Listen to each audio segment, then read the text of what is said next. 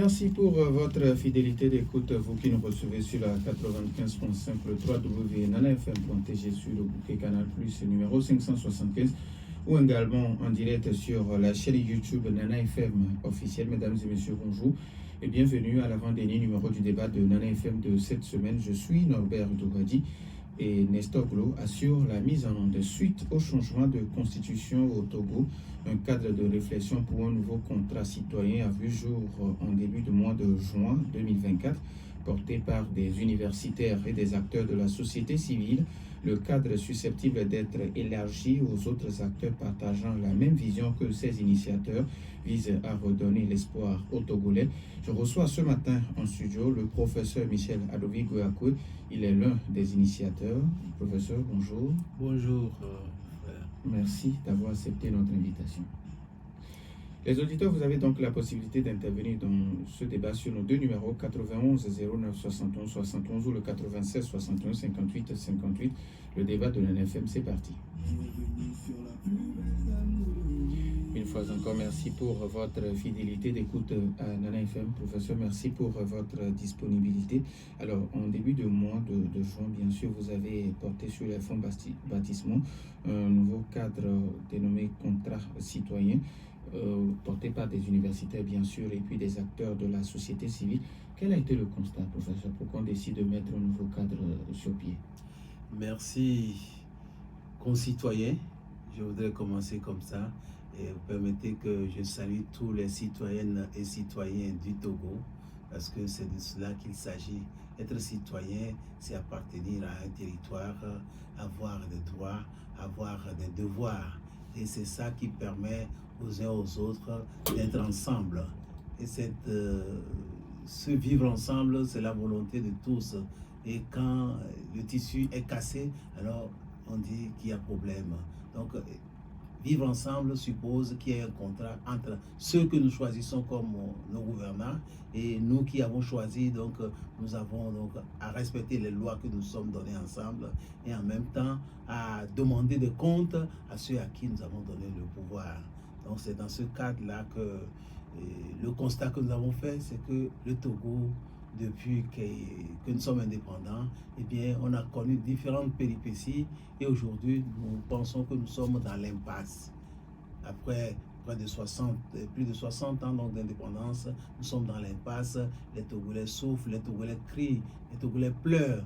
Donc, il est temps que, en tant qu'universitaire, en tant que représentant de la société civile, on puisse s'organiser, se mettre ensemble pour voir de quelle manière nous pouvons changer les choses et retrouver donc la cohésion et la quiétude pour le vivre ensemble. Alors souvent, on pense que les universitaires ne s'investissent pas beaucoup plus dans les affaires politiques du pays. Est-ce que c'est l'une des raisons qui vous ont motivé à porter ce projet? Alors que les universitaires ne s'investissent pas, non. Les universitaires, de par notre statut même, donc parce que nous avons la franchise universitaire, à travers nos enseignements, à travers la recherche, nous apportons beaucoup de choses, sauf que ce n'est pas toujours accessible au grand public. C'est ce pourquoi on méconnaît la part donc, des universitaires. D'ailleurs, les universitaires, comme sont différents des professeurs de collège et autres, ils n'ont pas beaucoup de cours, mais ils ont beaucoup d'heures de recherche à faire. Et puis, il y a une troisième mission que l'on ne connaît pas assez, c'est la mission de service à la communauté. Donc, les universitaires ont le devoir et l'obligation d'être des éclaireurs sur les différentes questions économiques, politiques et sociales qui se posent à la cité et d'apporter leur lumière. C'est dans ce cadre-là que nous participons effectivement. Donc, si vous nous invitez dans vos débats, nous apportons donc notre lumière pour permettre aux uns aux autres de comprendre différents phénomènes. Donc, nous intervenons, sauf que en politique, chez nous, quand vous intervenez, tout de suite, on vous met une étiquette. Mais en fait, les universitaires que nous sommes, nous intervenons. Mais parfois, il est malheureux que certains interviennent du mauvais côté parce qu'il nous revient d'être du bon côté. Le bon côté, c'est le côté donc de l'intérêt général. Alors, professeur, n'est-ce pas un cadre de trop? Pas un cadre de taux, parce que regardez de près, il y a beaucoup d'initiatives. Nos initiatives ne sont pas contraires, mais nous avons estimé que Et la situation qui nous a conduit au passage forcé d'une république à l'autre est une situation dangereuse pour l'avenir de notre nation. Et c'est pourquoi donc, nous montons au créneau pour dire aux uns aux autres que ce ne sont pas des universitaires dans leur totalité qui accompagnent ce mouvement, mais que nous sommes conscients que ceux qui sont partis ont commis ce qu'on appelle une forfaiture, une faute à la Constitution, et qu'il faut redresser la barre pour montrer la vraie capacité et les possibilités ou bien ce qu'on peut attendre donc de l'universitaire. C'est en cela que nous sommes organisés pour nous faire entendre, mais aussi proposer que nous puissions créer un cadre de réflexion, un genre think tank pour permettre aux uns aux autres donc, qui adhèrent à cette nouvelle vision de venir et de se mettre ensemble pour qu'on puisse construire ce nouveau contrat social. Ce nouveau contrat social, nous ne voulons pas le piloter forcément. Mais en tant que citoyens, si nous participerons donc à son pilotage, si l'occasion se présente.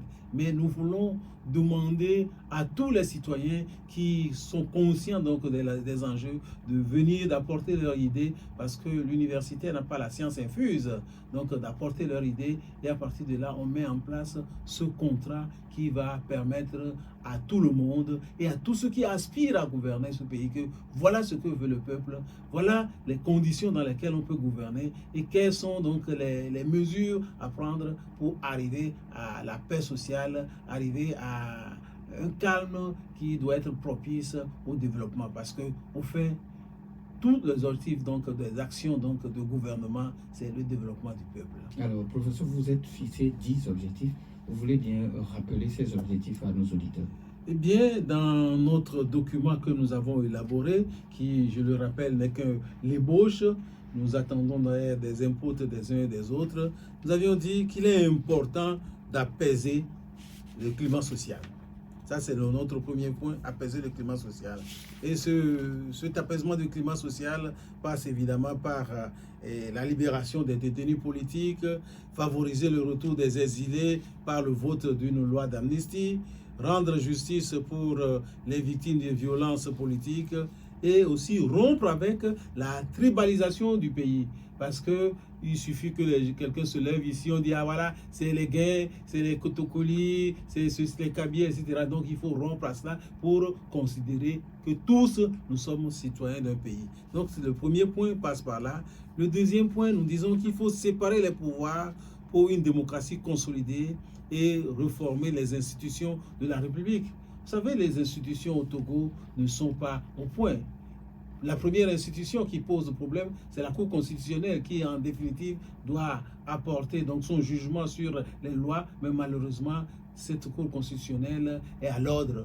Et ça, c'est grave pour notre pays. Donc, il faut consolider donc, les institutions, et notamment la Cour constitutionnelle, mais également l'Assemblée nationale qui doit faire la loi.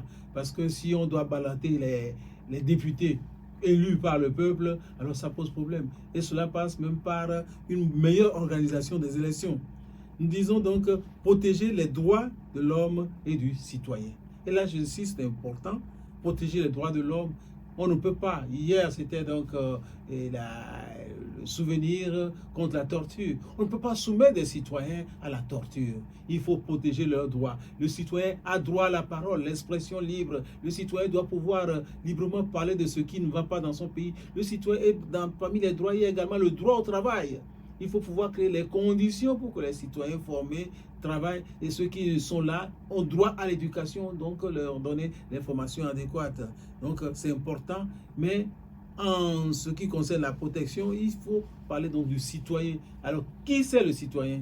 Donc, les droits des citoyens sont nombreux. Donc, nous considérer comme citoyens, ça veut dire nous donner la considération d'appartenance à un cadre. Or, malheureusement, ce qu'on constate, c'est qu'on traite les citoyens comme des animaux.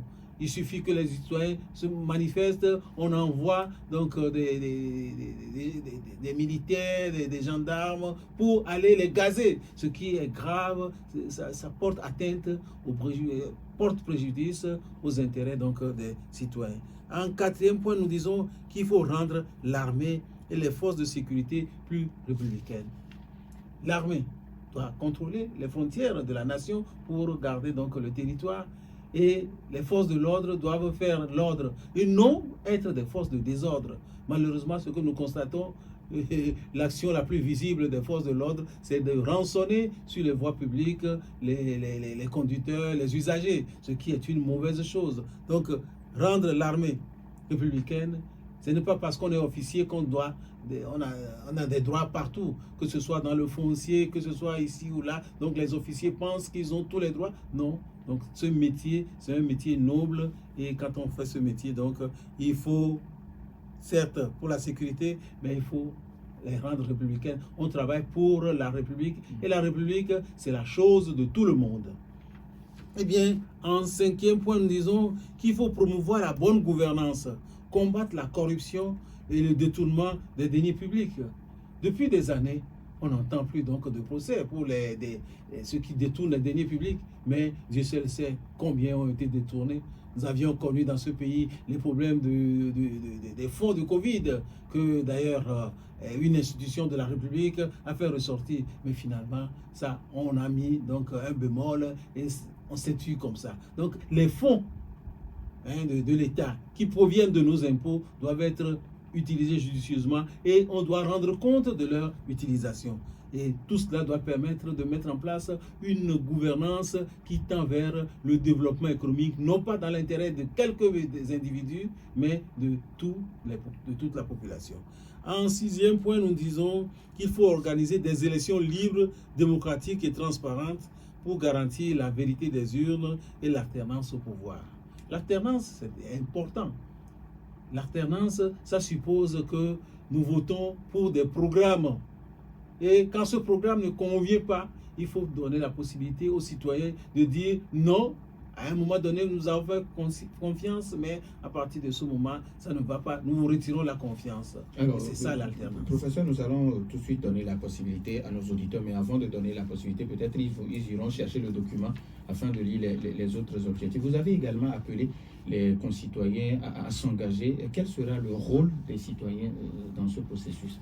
Oui, mais permettez quand même que je finisse de lister les 4 points. Il reste 3 points, je les lise rapidement. Garantir l'accès à l'éducation pour tous et réformer l'enseignement. Améliorer l'état du système de santé, ça aussi c'est un élément important. Mettre en place les mécanismes pour un décollage économique du Togo. Et puis en 10e point, le positionnement géostratégique du Togo en Afrique et dans le monde. Parce qu'aujourd'hui, il y a un grand enjeu dans le monde où l'Afrique est le ventre mou, où tout le monde veut triturer, tout le monde veut profiter. Il est temps que nous, Africains, nous prenions conscience dans nos États et dans nos organisations internationales pour pouvoir être prêts à participer à l'équilibre mondial. Donc, tout cela constitue donc des éléments importants que nous voudrions changer. Alors, l'appel que nous avons lancé aux citoyens, c'est pour qu'ils apportent leur input. C'est-à-dire que tout le monde, beaucoup de gens ont fait le constat donc de l'impasse dans lequel nous nous trouvons. Donc, il faut qu'ils apportent leur input, mais surtout s'engager. Parce que quand on est citoyen, il faut faire l'action.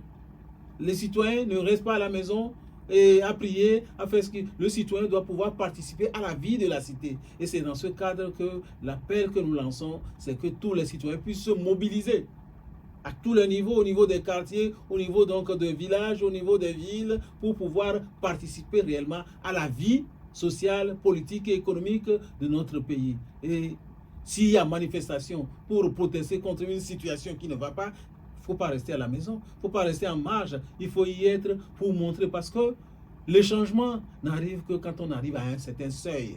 Ceux qui sont au pouvoir doivent pouvoir comprendre que les populations en ont ras-le-bol.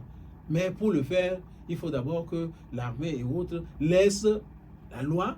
Il ne faut pas que la loi brime les populations, brime les citoyens. Il faut leur permettre donc de participer. Donc, l'appel aux citoyens, c'est d'apporter leurs idées pour la construction de ce nouveau contrat social. C'est l'adhésion à ce contrat social, cette nouvelle vision que nous voulons, une vision égalitaire, une vision qui permettra aux uns aux autres donc d'apporter leur pierre à l'édifice de la nation.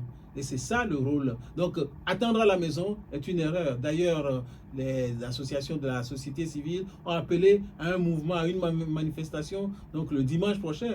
Il ne faut pas rester à la maison pour se faire compter ça. Il faudrait que tous nous participions pour montrer à ceux qui dirigent, à ceux qui pensent qu'il faut changer les choses dans le sens unique qui est le leur, qu'il y a d'autres voix dissonantes qui demandent plus d'équité, plus d'égalité et plus de participation de tous les citoyens à leurs droits et à leurs devoirs. 91 09 71 71 ou le 96 61 58 58.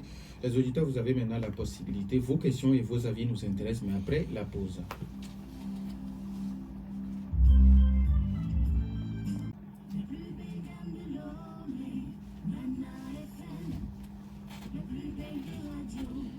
« 91 09 71 71 ou le 96 61 58 58. Nous avons un premier auditeur en ligne. Nana FM. Allô?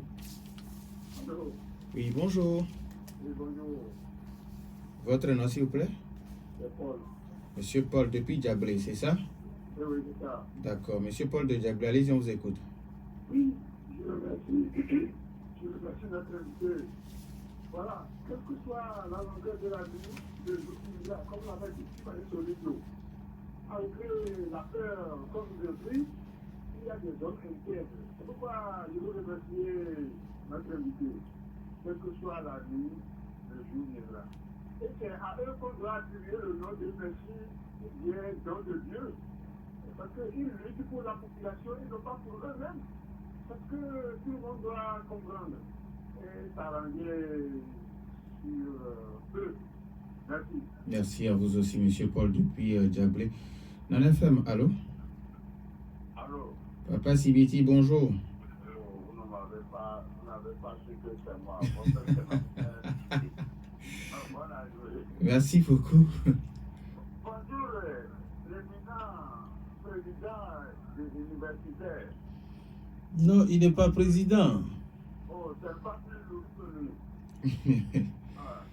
Bonjour. Oui, Bonjour. Je pense que c'est les universitaires, pas universitaires. C'est des universitaires praticiens. À travers les 10 points, je ne me suis pas vu là-bas. Le peuple togolais ne s'est pas vu. Pas le peuple togolais. Mais ce gars a l'habitude de dire, quand on dira pour l'amélioration des conditions vitales, il est prêt pour la marche. Ici, aux 10 points n'ont pas pris en partie l'amélioration des conditions vitales des Togolais, fonctionnaires et commerçants, tout ça là, je n'ai pas dit ça. Mon président, excusez-moi si vous allez passer quand on va à une conférence, on entend ce qu'on veut entendre. Je n'ai pas entendu ça. Mais soyez comme mon professeur, mon petit frère, mon fils, très lourd, toujours courageux, et le professeur David Doucet, pour que nous puissions bénéficier. Merci beaucoup. Merci. Il faut vous aider pour les conditions. Le moment dit physique. Mais si vous ne vous voyez pas, ce n'est pas qu'on ne peut pas venir, ce n'est pas les moyens. Merci. Merci beaucoup. Merci beaucoup à vous aussi, Papa Sibiti. Nana FM, allô? Oui, alors bonjour. Mazda Dido Gomé, comment allez-vous? Bon, ça va bien, merci. D'accord. Bonjour, professeur. Bonjour. Je voudrais faire une petite citation avant de poser ma question. Oui, allez-y. Un slogan répété et rabâché quelques jours par ceux qui sont actuellement aux affaires depuis 1992, année de l'adoption de la Constitution de 1992, est que cette Constitution de 1992 est taillée sur mesure pour éloigner certaines ethnies du Togo de la direction des affaires de la direction du pays. Maintenant, cette nouvelle constitution que UNIR, moi je le dis tout de go, que UNIR veut imposer aux Togolais, n'est-elle pas taillée sur mesure pour une seule personne que tout le monde cite et qui bloque tous les Togolais? Maintenant, voilà ma question. Professeur, comment sommes-nous arrivés à ce que l'exécutif seul a pu phagocyter le judiciaire, le législatif, voire même les communications? N'est-ce pas le slogan inculqué par nos parents qui nous disent surtout aux enfants, ne vous mêlez pas de la politique. Je voudrais que le professeur puisse m'expliquer cela. Merci, bonne journée. Merci, bonne journée à vous aussi. Nana FM, allô? Allô? Oui, Michel, bonjour. Oui, bonjour, monsieur Lavert. Comment allez-vous? Je vais bien. D'accord, allez-y. Bonjour, professeur. Bonjour. Et vraiment, c'est avec joie de vous accueillir parce que moi, je me demande s'il y a encore des gens intègres dans cette institution-là. Parce que certains de vos collègues nous ont vraiment fait honte. On n'a même plus envie de faire une université togolaise. Mais moi, sur quoi je voudrais venir? Vous savez, et l'attitude de nos gouvernants face à cette constitution a été très avilissante envers le citoyen togolais. Sinon, comment on peut comprendre que dans la constitution qu'ils ont changée, il n'y a pas de disposition qui donne l'autorisation aux députés de changer, mais ils le font par force. Pourquoi? Alors, est-ce que les gens ont la notion ou bien ils ont envie de faire la paix entre les hommes? Sinon, comment comprendre ça? On dit réviser, c'est différent de changer. Donc, si vraiment vos propositions que vous êtes en train de faire, parce que moi je suis dubitatif, je ne sais pas si ça peut marcher. Parce que ces gens-là, je ne sais pas sur quoi ils comptent. Et les dernières sorties de certains de leurs ministres nous ont fait voir que il n'y a que la violence qui peut résoudre ce problème. Excusez-moi, je ne dis pas que c'est ça qui est bien. Mais c'est comme ça qu'ils nous font voir les choses. Sinon, l'armée, notre armée, normalement, c'est elle qui doit s'interposer entre les disputes politiques. Merci beaucoup. Parce que le pays n'est pas gouverné dans le droit. Merci. Nous souffrons chroniquement d'un problème de justice et de droit. Je vais finir comme ça. Allez, faites une enquête. Je n'indexe personne. Allez dans les services, faites une enquête et voir quels sont ceux-là. S'il y a certains services spécialement, qui sont ceux-là qui sont plus nombreux dans ce service? Est-ce à dire que c'est les citoyens togolais-là qui sont plus intelligents? Merci beaucoup à Michel. Nana FM, allô? Allô, bonjour. Oui, bonjour. C'est Alès Agbalépé Dogan. Monsieur Alès, depuis Agbalépé Dogan, on vous écoute. Bonjour, professeur. Bonjour. Et je crois qu'il faudrait d'abord étudier la population togolaise. Parce que dans l'ADN de nos populations, surtout au Togo, c'est que les gens croient que quand on les nomme, donc on les nomme pour, je ne sais pas, pour faire évoluer leur famille et leur entourage. Donc c'est ça. Donc ça veut dire que dès qu'on nomme quelqu'un, la population, pour la population, c'est normal que cette personne s'enrichisse. Bon, et puis il y a aussi un autre fait. C'est que dans la tête des gens aussi, quand il y a manifestation égale gaz. Donc les gens ont peur de sortir parce que vous savez tout ce qui s'est passé au Togo. Donc les manifestations, les gens ont été gazés en 90, en 94, en 2017, tout ça. Donc c'est dans la tête des gens. Donc je crois qu'il faudrait d'abord aller sur les médias, conscientiser les gens que maintenant les choses peuvent changer, que les gens n'aient plus peur. C'est ça qu'il faut, je crois, pour moi, à mon avis. Moi, je serai à la manifestation. Mais il faudrait, à l'avenir, tout le temps, informer les gens, les former, les conscientiser que pour changer les choses, Merci. il faut risquer, comme on dit, il faut risquer. Merci beaucoup à notre ami, M. Alès, depuis Agbalépé Dogan. Nana FM, allô? Oui, bonjour. Comment allez-vous? Je vais très bien. D'accord. Dieu merci. Allez-y, on vous écoute. Oui, j'aimerais comprendre ce choix stratégique de nos professeurs au moment où le fer était très chaud. On ne l'a pas battu. On a laissé professeur David Dosset, Kakon Moupo et Madi en minorité. Je les avais écoutés les trois là, mais les autres, on ne les avait pas écoutés. Pourquoi ce choix stratégique-là? Et deuxième préoccupation, quels sont vos moyens d'action? Parce que ceux qui nous dirigent, ils cherchent toujours la légalité pour faire usage de la force brute. moi-même, j'avais même demandé qu'on ferme la faculté de droit. Parce que ceux qui sont venus s'exprimer sur la radio ne témoignent en rien une bonne pratique du droit qu'on aurait enseigné à nos enfants. Maintenant que vous rebondissez, quels sont vos moyens d'action qui vont faire replier tous ceux lots qui font, comment dirais-je, ombrage à l'évolution du pays? Troisième préoccupation, pour finir par là, c'est par rapport aux résultats attendus.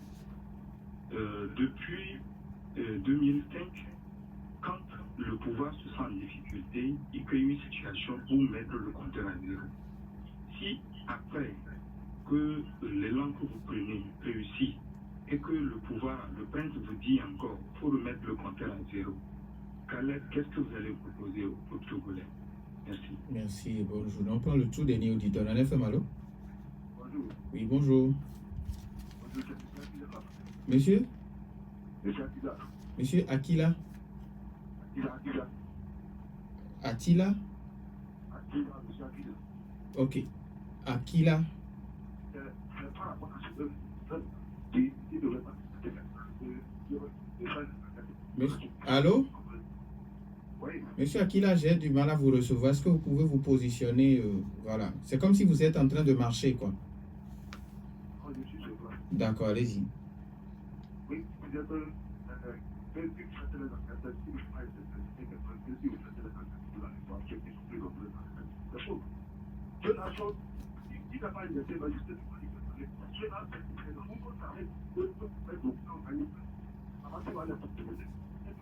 J'ai vraiment, je suis vraiment désolé parce que j'ai vraiment du mal à vous recevoir. Est-ce que nous avons un autre auditeur? Le tout dernier. Ok, alors on va donner la possibilité au professeur de répondre aux questions des uns et des autres.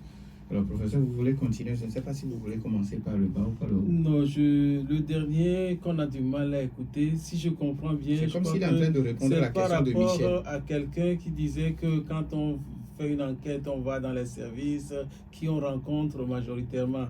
Est-ce que c'est de cela qu'il parle?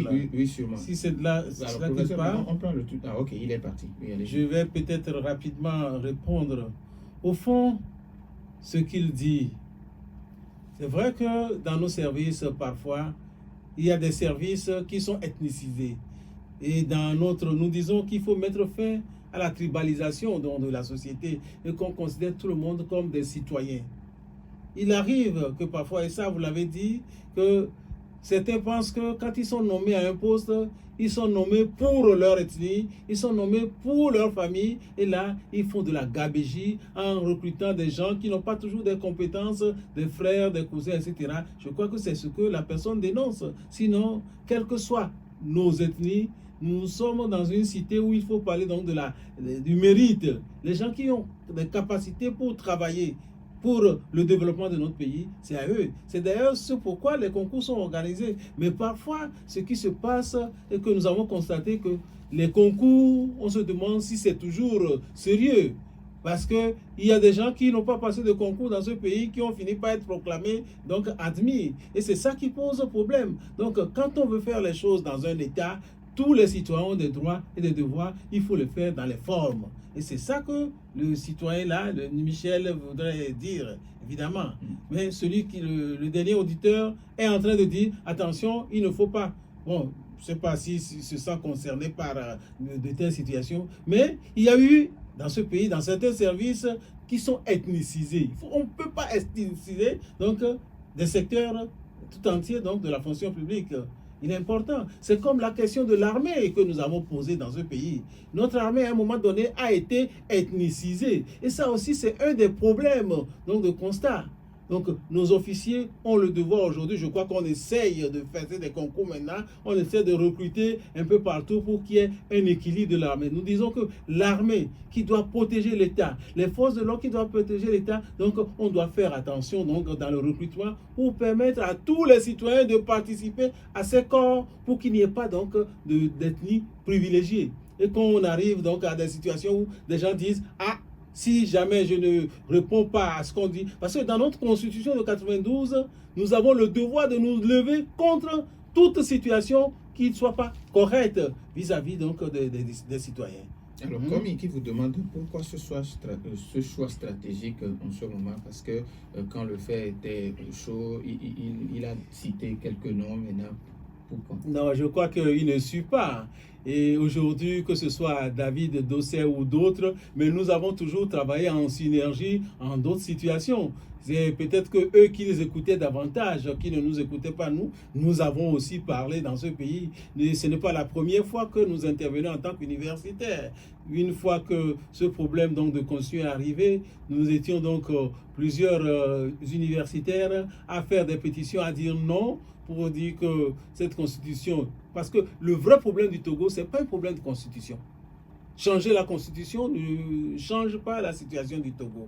Donc, nous pensons qu'il ne suit pas réellement l'actualité. Ce n'est pas ceux qui crient plus qui sont dans la lutte. Tous nous sommes dans la lutte et on ne met pas en marge non plus l'autre. Ils demandent quels sont nos moyens. Nos moyens, c'est eux.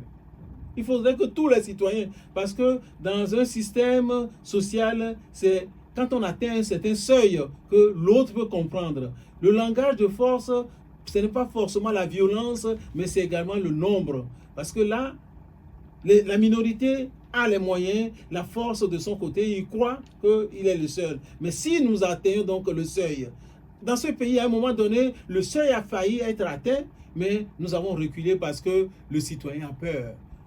En 2017, avec le PNP, nous étions arrivés à un moment donné, il aurait fallu prendre l'assaut, donc la présidence, et les choses auraient changé parce qu'on a vu toute la mobilisation. Je crois qu'aujourd'hui, on en appelle également à cette mobilisation pour qu'enfin, on puisse montrer aux yeux donc, du monde et aux yeux des autorités que les Togolais en ont marre de ce qu'on leur impose, de ce que nous avons identifié comme une minorité impose à tous les Togolais. Et cette minorité, on voit comment elle met la main sur les richesses du pays. Il est temps que les Togolais sortent, quelles que soient leurs conditions, qu'ils sortent pour montrer que ça ne va pas. Alors, comme Kwame Touchouki vous demande, quels sont les résultats attendus? Le résultat attendu, c'est que tous nous nous mobilisons pour un nouveau contrat social.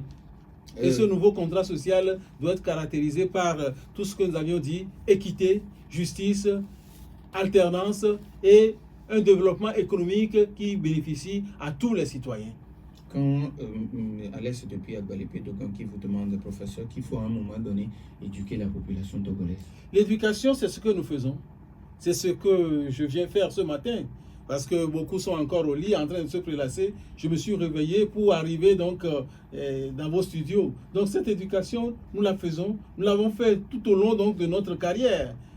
Moi, je suis aujourd'hui à la retraite, mais d'autres sont encore en fonction et nous continuons donc de faire ce service-là. Nous déployons nos énergies pour enseigner, éduquer, participer à des émissions. Moi, je ne suis pas à ma première participation à une émission donc radio pour pouvoir informer.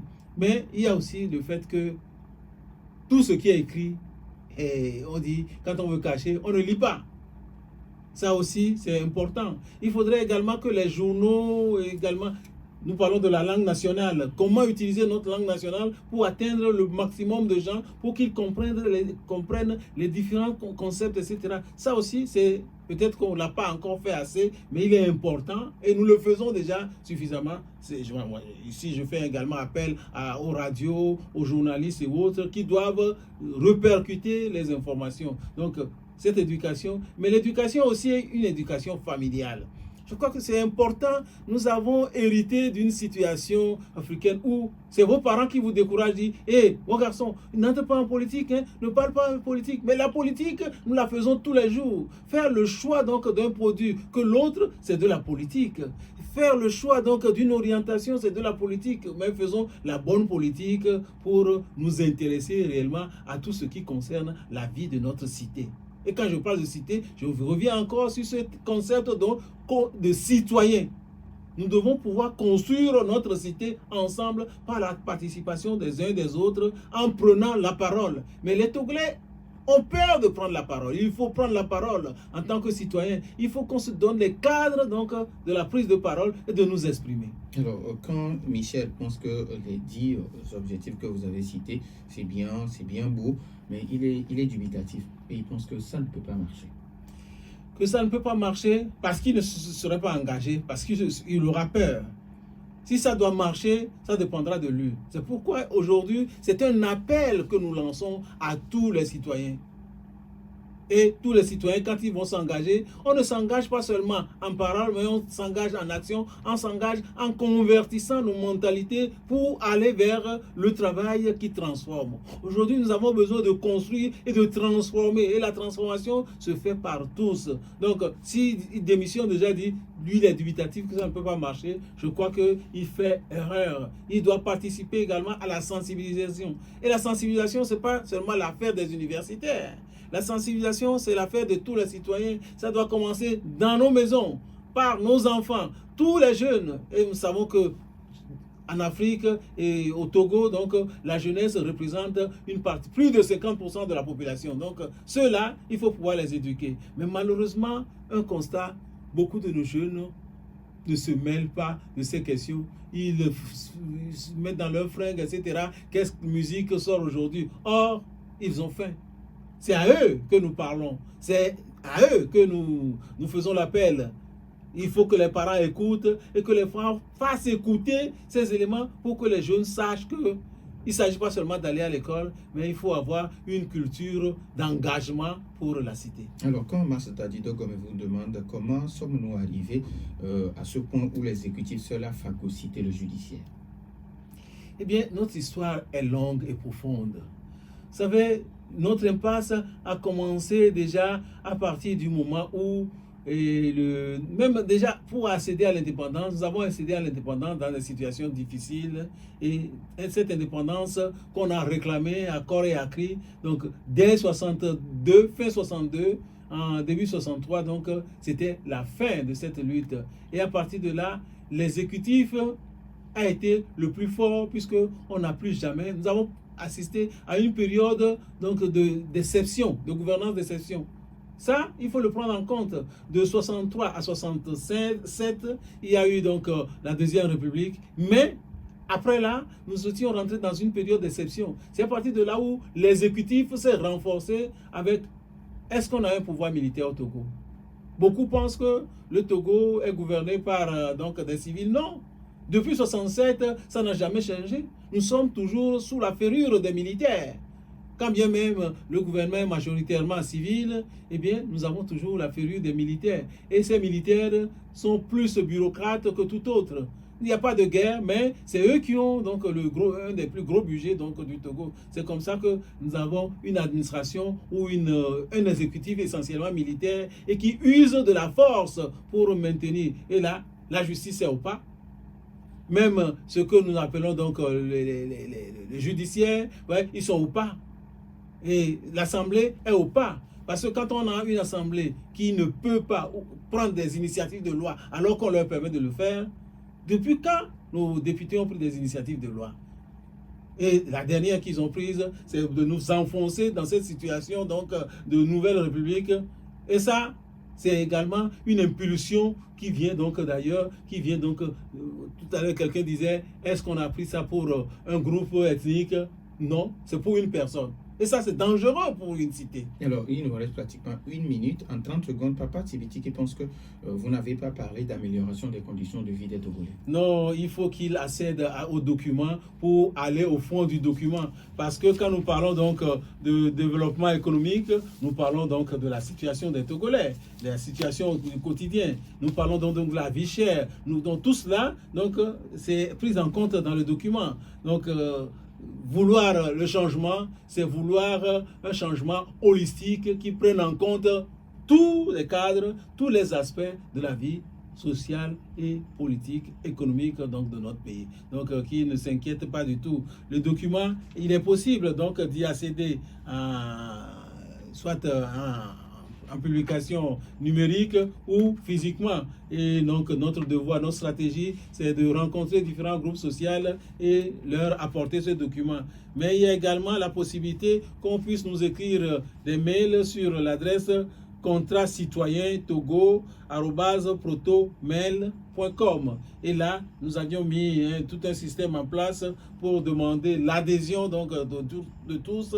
Et à partir donc de cette adhésion, on leur envoie les documents et en fichier attaché, ils lisent, ils nous disent quelles sont leurs compétences pour leur permettre de participer à cette nouvelle vision que nous voulons construire. Disons merci au professeur Michel Arovi-Kouyaké, un des initiateurs du cadre de réflexion pour un nouveau contrat citoyen. Merci également à vos chers auditeurs pour votre fidélité d'écoute à Nana FM. Fin de ce débat mis en onde par Nestor Glo. Je suis Norbert Douadi. Bonne suite de nos programmes.